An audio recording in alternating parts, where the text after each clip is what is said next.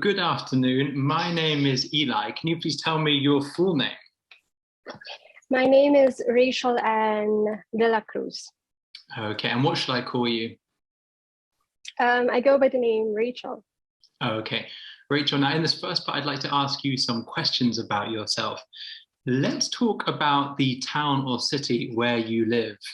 Have you always lived in the same town or city? No, I actually moved one place to another. So I was born in a small rural town, and I stayed there till I was in high school. And then by the time I had to go to college, I moved to another city again. And then when I had to go to work, I moved to another city. But basically, I was born and raised in Quirino province. Hmm.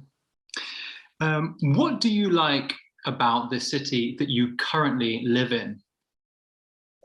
Oh, I currently live in Dubai, and what I love about this city is it's everything that you need. Like if you want to go hiking, there's a place to go to hike in a nearby Emirate.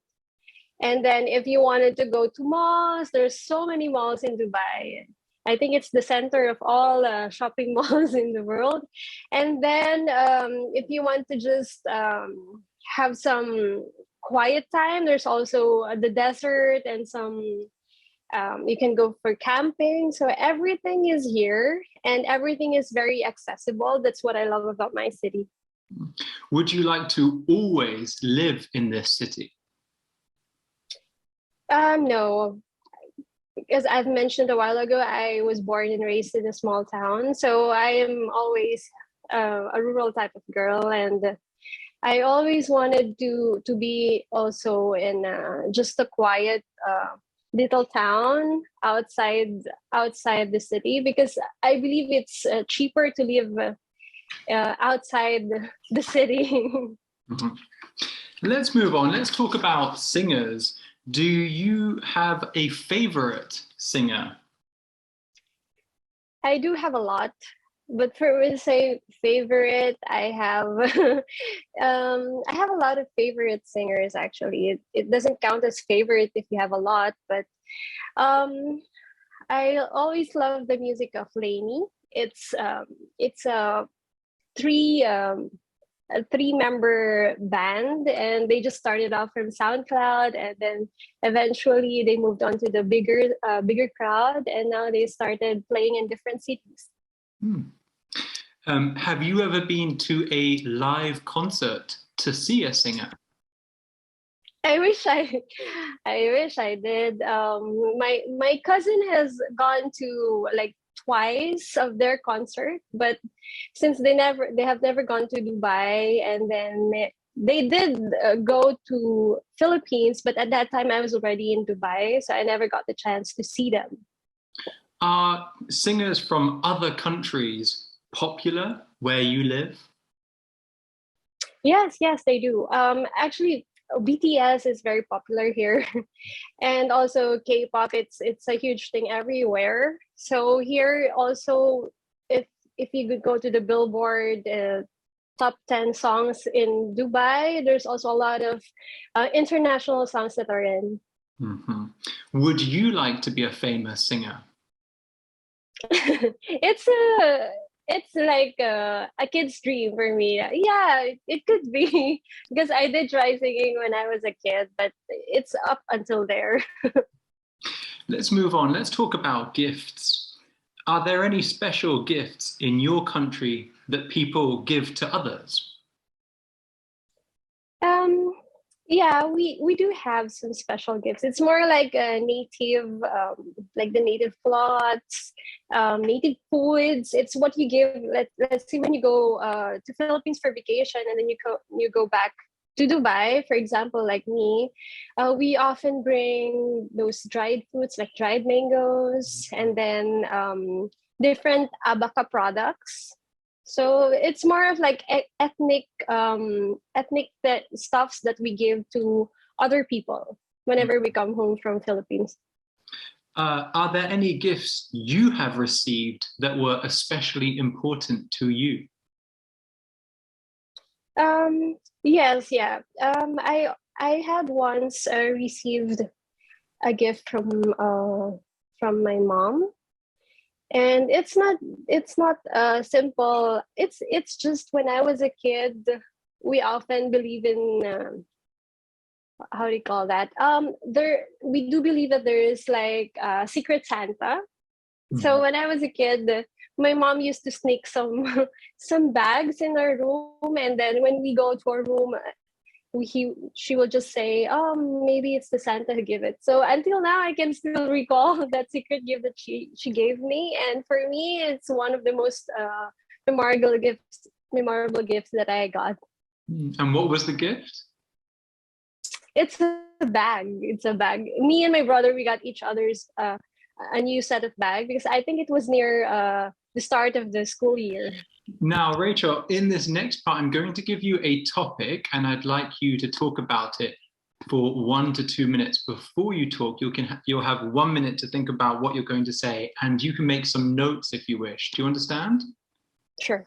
Okay, so here's your topic. Can you see that? Yeah. Okay, so you'll have 1 minute to prepare this topic. All right, remember you have 1 to 2 minutes for this, so don't worry if I stop you and I'll tell you when the time is up. Can you start speaking now, please? Sure. A famous person that I would like to spend a day with is probably Queen Elizabeth. Um, I'm just Elizabeth as the head. I'm very amazed of like I was always wondering how does she spends her day. So it got me thinking, what would what would it feel like to be with her for just a day. So I chose her because I wanted to see how she runs the country, and what as a normal, apart from being a queen, she's also a person. So I would like to know what does she feel like doing whenever she's just a simple she's just a simple person at home. What does it feel like when you're not in the eyes of so many people? Mm. And I would like to go to where would I like to go with Queen Elizabeth? Probably I would like to go to a place where she normally spends her simple time. Let's say in a library, or I really love to see what she does on a normal day without the eyes of so many so many people, so many media, and so many paparazzi. I want to see the real simple person, because in in the eyes of so many people, she's in this posh palace that everyone is just looking up to her. But I know that, like, deep inside her, she's also a person. She would also have her morning coffee. She would also have her breakfast. She would also have just a simple, quiet time to herself. So I would like to go to a place where she normally spends her quiet time. And I would like I'm to, just going to stop you there. Do you think yeah. you will ever have a day like this? I don't think I will ever have a date. It would be like it's just wishing for a star. Okay, so thank you. So now in this next part, in part three, I'm going to ask you some more questions related to this topic. And let's consider, first of all, spending time with others. So how and why do you think we are influenced by the people that we spend time with? We are influenced by the people we spend time with because they give you an insight of what they're thinking about. Mm. They give you a glimpse of how what's in their mind. Mm. Like being with a person gives you the idea, or gives you the reality of what does she do, those little things that whenever even just a single lift of how they lift a cup of coffee, it makes you wonder, it makes you one step closer to that person. Mm-hmm. And so do you think it's understandable then that parents try and control who their children spend time with? I think it also it gives them controlling who your child spends time with. It's like guiding them as well, because sometimes, especially as a child, you're at an age where what you see or what you usually see at a person, you sometimes mimic them. Mhm. Or because you're very young, you will think that what an adult is doing is correct. So as a parent, you want your children to know what's right from wrong. So you guide them, and also by guiding them, you want them to only be with the right person. Does that So happen a lot in your culture? yeah, we do actually. Sometimes, whenever, especially when your kids are high school, Hmm. you tend to just tell them, okay, just go with this type of friends, don't go with those type of persons. So they tend to really take a hold of who their kids gonna be friends with. Hmm. And for ourselves, do you think it's a better idea to spend a lot of time with lots of different people, or is it better to spend your time getting to know a few people very well? I think I like the best of both worlds. Mhm. For me, being with a lot of people gives you a diversity, and also it gives you a people from different walks of life were raised differently, Mhm. and it gives you the knowledge, and it gives you also a glimpse of how is it to be like them. Mhm. So if you limit yourself in a small crowd, your knowledge also can be limited. There's a tendency that your knowledge can also be limited because you only know what is in your circle. Mhm. And that not like let's say, for in my case, where I work in a diversified country, you get to experience and you get to work with different types of people. You get to know how they thinking, or like a simple task, how do they do it. Everybody has different ways of doing it, and it depends also in the culture. It has a big impact on the person. So Let's move on. Let's talk about time and other priorities in life. Um, do you think, and this is quite a tricky question, do you think that the way that we document experiences, so for example, the way that we take photos or videos of the things that we do you think that changes the way we think about those experiences? if we put on record like what we're doing. For example, with social media, the way we can Mhm. take photos of our holiday, and when we take those photos and look at those photos, maybe we think of our holidays in a slightly different way. Yeah, I think it's a good idea that we are also capturing those memories, Mm. because it gives you a memories is that's what you have forever. You may not be in that place or in that vacation house forever, but whenever you see or you record the things that you did at there, it gives you also a good memory of what you've been doing there. And also when you grow old, you get to look back on the things that you've done at your young age. It's a very good experience. Mm. What are some different ways that people record their experiences? They record experiences. um, I think there's also even some old school people where they still do write what Mm. they did on the vacation, and they also take a snapshot of it, and they do it just like a scrapbook. Some No. do it like a vlog, and some do it just a series of photos. Mm. But the normally people do it by vlogging if you're into videos. So that's really more of like an actual, you can see yourself moving. And when you grow old, you can see yourself, oh, that's how I looked when I was young. Mm. And some people say that it's important for us to have difficult times in our life in order to live a more fulfilled life. What do you think about that? I think that's the reality. of it, because sometimes you get to learn about you get to appreciate the good things if you have experienced the bad things, because how else will you know that this is already a good thing if you haven't been through the worst? So it's like if you've always been eating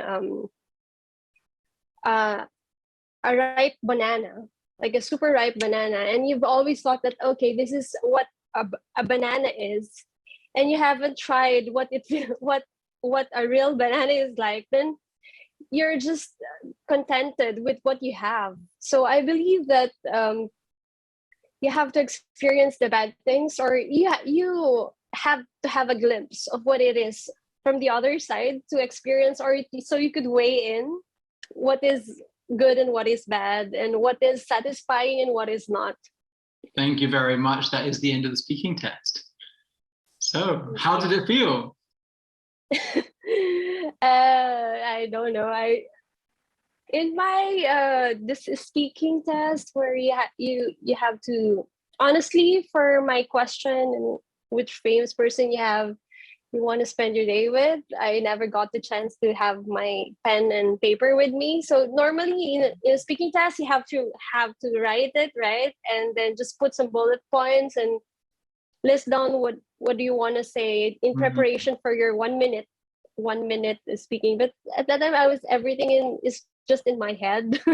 Right, because you didn't have the piece of paper and the pen there with you. Yeah, yeah. But honestly, in a normal speaking class, when it's really the actual speaking test, and you got to read the question that was given to you, my experience is like everything is clouded, and then when you start to do some bullet points on what you want to say, maybe you just you will have to just write one line, and that's it.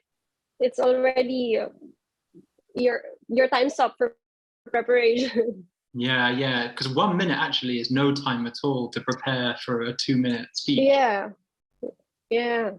Because So, if you read your question, and then you want to read it again, that would be like your 30 seconds or your 15 seconds. and then you've got to think of the idea. So you've got to think of the person.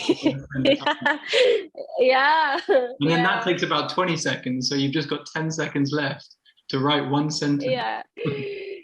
Yeah. And also, I originally thought about Queen Elizabeth because I recently watched this Bridgerton series, and then the Crown, and I was really curious, how is it like? Right. So it's kind of at the forefront of your brain, of your mind. So it just came straight to you. Now you've done the IELTS speaking test before, is that right? Yeah. And you got band 8 in that test. I got band 7, I think. But no, overall, the IELTS is overall band 8. And then my speaking... No, I think your speaking was band 8. Your writing was band 7, if I'm not mistaken. Was it quite a long time ago? And there's no requirement, actually. I just took it, and I cannot remember what were the scores that I got. I only remember that my listening was the highest. Yeah. Well, I mean, I remember because I looked at your video where you described your IELTS tips and your score. So you got 9 in listening. It's funny that I'm telling you this. Yeah. So congratulations. Yeah. You got 7.5 in reading, 7 in writing, and you actually got 8 in your speaking. Oh yeah. Congratulations for that. Actually, my speaking test was very long at that time. Like there was 3 of us, so I was the last one. Everyone got the speaking test they just finished in 15 to 20 minutes. For me, it's like it took me 20 to 30 minutes. Right. That's quite unusual. That's a very long time. Yeah, it is. And the questions never stop. It's like one after the other, and she never stops asking me questions. And then I said, why I feel like it's very long. And I did some practice tests on Spotify only. And in Spotify, the questions doesn't come that long. It Yeah. will be finished in 15 minutes, like that. Yeah, exactly right. So IELTS tests are usually between 11 and 15 minutes. And actually in this test, we went on a little bit longer than it would be if you were in a real IELTS test. So that means your real IELTS test went on for way too long. Did you do But how that in did I? Dubai or in the Philippines? No, I did it here. I did it here. In Dubai, I right. did it in IDP, just here in Sharjah. Okay. Did you do it a long time ago or recently? December, just this. Right. It's already 1 year. Oh, okay, right. So It's yeah, already 1 year. yeah. So December 2019, you did it in. 2020. Oh, 2020. Oh, Now it's 2022. oh No, yeah, sorry, 2020. 2022. Yeah. Yeah, so yeah, Yeah. a year and three Yeah. months then, or 2 months. So yeah, I can definitely see why you've got band A. You've got absolutely amazing English. And I just like to Thank highlight you. some of the nice vocabulary and things that you did in this test. So I really liked in part one little collocations like rural town, born and raised, to have quiet time, describing Dubai as being accessible. You described yourself as a rural type of girl. This is all very nice language chunks that you were using. And then you also had lots of very nice conditional sentences, which you used perfectly. So if you want to go if you want to go hiking, so that's an example of the first conditional. And then you also had like another conditional here when I was asking you about your favorite singer, and it says, you said it doesn't count as a favorite if you have a lot of singers. So again, another nice use of a conditional sentence. And conditional sentences are considered advanced grammar. So the examiner is already thinking you can use advanced grammar accurately. So that's really nice. I also liked the Billboard top 10 singers as well. And then the mistakes were only very small mistakes. So little things like you said moved one place to another. So you forgot the preposition from, moved from one place to another. Yeah. Very small mistake. And I think most people wouldn't really pick up on that, but an examiner speaking to someone of your high level is going to be paying a lot of attention to try and pick up on any of those small little mistakes. And sometimes when I asked you a question and you gave a short answer, sometimes you chose the wrong verb. So for example, I said, what was my question? It was about singers.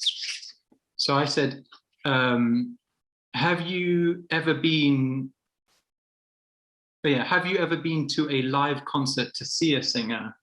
And you said, I wish I did. But in this case, because it's have you, you would be, I wish I had. I wish I had. I wish I had. I wish I had. Yeah. Yeah. So just a small little mistake, but then I think you made the same mistake just like one question later when I said,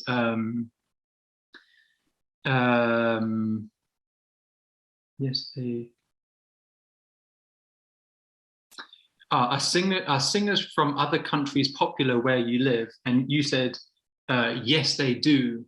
And because the question is, are singers popular from other countries? Yes, they are. Yes, they are. Yeah. Yes, they are. Yeah. So these were just like very, very little small mistakes, but it's those little mistakes that maybe stop you from getting kind of band 9 because you're a very strong band 8. And then when we were talking about gifts, I kind of lost you a little bit. You said like something like alpaca products. Which one? Which one? When we were talking about gifts that people give in your country, what did you say? Alpaca? Abaca is it's like a dried. It's a leaf. It's a leaf that they use it to make some. You can turn it to bags. You can make it into cloth.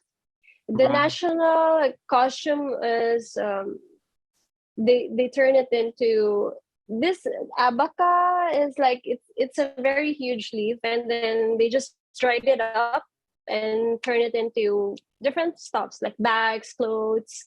Right. It's Okay. abaca. Yeah. Okay. I'm gonna have to Google that because I heard that Yeah. and I thought, wait, what is that? Is that in the Philippines or in Yeah. Dubai? In Philippines. Right. Okay, in the Philippines. Oh, okay, I'll have to look that Yeah. up. Um, Yeah. because I wasn't sure, for example, whether that It's was. Uh-huh. it spells as how you pronounce it. It's like ABACA. Abaca. Abaca. Okay. Yeah. I'll Google that later after this. Um, so what else did we have? Oh, I loved your sentence again with I your think conditional. As you're long as I have the it's muted. capacity to give, pardon me? There's no sound. You can hear me? Right there. Okay, great. Yes, It I is, really yeah. liked as long as I have the capacity to give, which was very nice. And when you were talking about warms the heart as well, talking about when you give gifts to other people. So really nice vocabulary there. In part two was maybe your weakest out. So part one was your strongest, part two was your weakest, and part three was kind of in the middle. Um, and in part two, there were some false starts where you started talking and then you began again, and a little bit of repetition. Again, that's the kind of thing that was slightly lower on the IELTS score. And like you said, Yeah. that might be because you didn't have time to actually plan and prepare for part two. Yeah. Yeah, Yeah. that's it. Sometimes a good way to avoid that is just to kind of tell a story. So you just say something like, I would spend the whole day with the Queen. First thing in the morning, we would go and have breakfast in Buckingham Palace. And because I'm with the Queen of England, I'm going to order tea. After that, we would go to, and then if you start telling a kind of chronological story, it's easier to kind of get in a lot of information and to avoid those false Oh starts yeah. and repetition. Yeah, that's right. Hmm. Um, but yeah, some really nice language there as well, like in the eyes of so many people.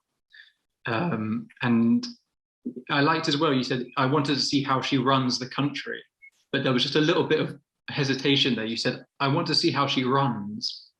And then you kind of paused, and I was like, I want to see how she runs, imagining you're talking about jogging. And then she was like, the country. And I was like, oh, okay. But that little kind of hesitation again lowers your score slightly.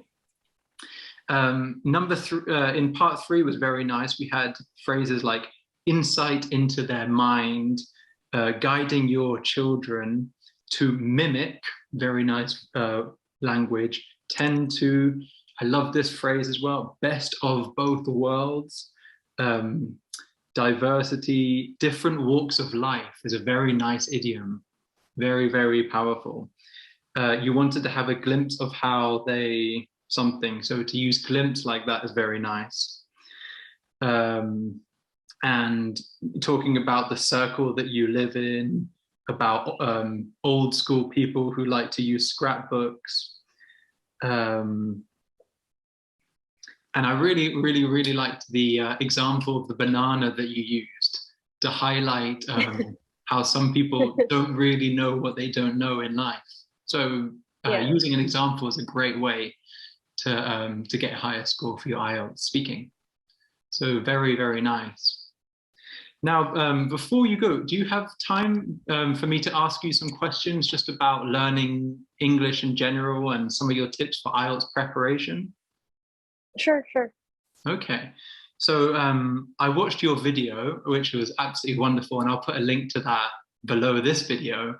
In it, Thank you. you mentioned that you liked to learn from podcasts. Could you tell me some of the podcasts that you think are useful? Am I free to mention the Yeah, podcast? yeah, Yeah. completely. Actually, I just discovered podcast when I was reviewing for IELTS, because normally I travel like 1 hour from home.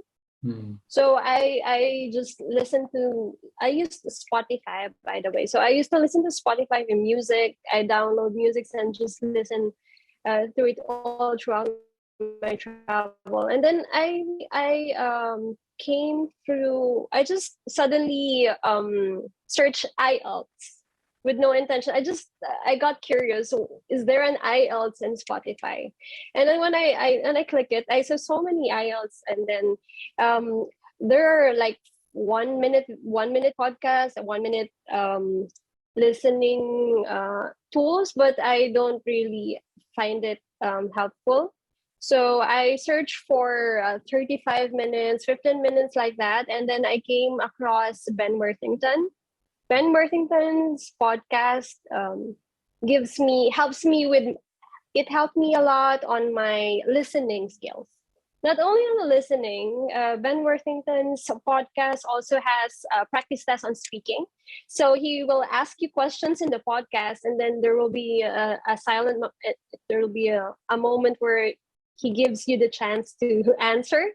So like when I was walking, whenever I'm walking to home, and I do this speaking test for Ben Worthington, I answer his questions in the podcast, and that way I was doing listening and speaking all together. So like, it's a great. And did you find it similar? Did you find that the questions were similar to the real exam or to the practice test that we just did? Yes, it's very similar. He will ask you, where were you raised, or like, what's your name? Have you lived in a city? It's very much like the questions in IELTS. Great. And how else did you prepare for maybe some of the other parts of the test? What I did is I only got 1 month to prepare. So I initially in my video I mentioned that I was planning for a November exam, and then I was procrastinating. I keep on saying, okay, I will start my review, until I decided, no, I have to book my exam first and then start the review. And that did the trick for me, because for this 4 weeks before my exam, the first week I was only doing pure listening. So 1 week, all mock tests for listening. The second week I did writing. No, second week was reading. So the whole week I was only doing reading. And then the third week is writing, and the last one was speaking. Right. That's interesting, because your higher score was listening. So what you did right at the beginning. Yeah. And also for the reading and writing, for me, the review for that goes hand in hand, because you're reading some reading materials at the same time you're seeing different like languages, so you can capture their words that you could use on your writing exam. So while you're reading, you're also preparing for your writing exam. So I think this two types of exams, the review goes together.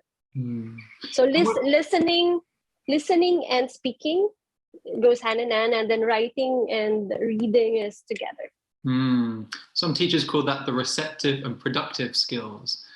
So like reading or listening, for example, is the receptive skills, and the productive is the speaking. Yeah. And what about vocabulary? Was that something that you tried to improve upon before the test? Initially, I thought my vocabulary was okay, because I use it on a day-to-day basis. At the office, we just speak English there. But then when I came across a Cambridge vocabulary booklet, it's just even the simple words that you thought you already know. When I saw that book, initially I was like, okay, I think I need to refresh my vocabularies. So what you know is not enough. Refreshing your vocabularies really help, especially in your reading. Also, there are some words there that are very much like, it's a very high level English. Some of those words that you can read on the reading exam, it's very difficult to understand. So refreshing your vocabulary is helpful. What advice would you give to someone on ways to refresh and learn new vocabulary? What would you suggest? Reading. Yeah. You have to read a lot. Mm. Reading books, and also if you're into movies, you can make use of it, like put the subtitles, because sometimes there's so many words that you can see, that especially for English movies, and those actually and I just watch Netflix, and I watch a lot of English movies in there, and then my vocabularies are also being practiced there. Yeah, it's like you said, you've been watching The Crown recently, so that's a great way to get a lot of Yeah. vocabulary that you hear in England, at least. And how did you feel? Yeah. You gave yourself just kind of 1 month. Did you feel confident when you went to do the exam, or did you feel kind of nervous? um Honestly, when I'm already in the last week of reviewing, I kind of crammed. I got the feeling that when I watched the actual IELTS exams, or like such as this, like when you go through YouTube and you see how people answer their speaking exam, you kind of I felt like all the reviews that I did all down the drain. I feel so scared. And then when I went to the exam and I saw a lot of people and then going in one after the other for their speaking exam, I suddenly feel scared. I feel like I'm not prepared at all. And then when listening exam started as well, I was also very, because listening exam, the very crucial part is you have to get the first question right, because that's when you know you're in the right track. Because if you miss the very first answer, that's it, you're just cramming the whole thing. Right. So you were like, just get the first one right and we can take it from Yeah, and there. then yeah, because another tip for the reading, based on what I had experienced, all questions go consecutively. Like it will never miss. Let's say if you have answered one and then you found the answer to number three, it's just here in between. It will never be after three. It's just there. All the answers are consecutive, as for what I had experienced on all my reviews and the actual exam that I had. That's why it's quite useful to make sure you understand the current question you're looking for, but also the next question as well, so that you're Yeah. looking for the answer for the two questions. Because if you find yourself getting the next one, you know you've missed it and it's gone. You Yeah. have to forget about it and get prepared for the question after that even. Yeah. Now, why did you do the IELTS test? What was your reason?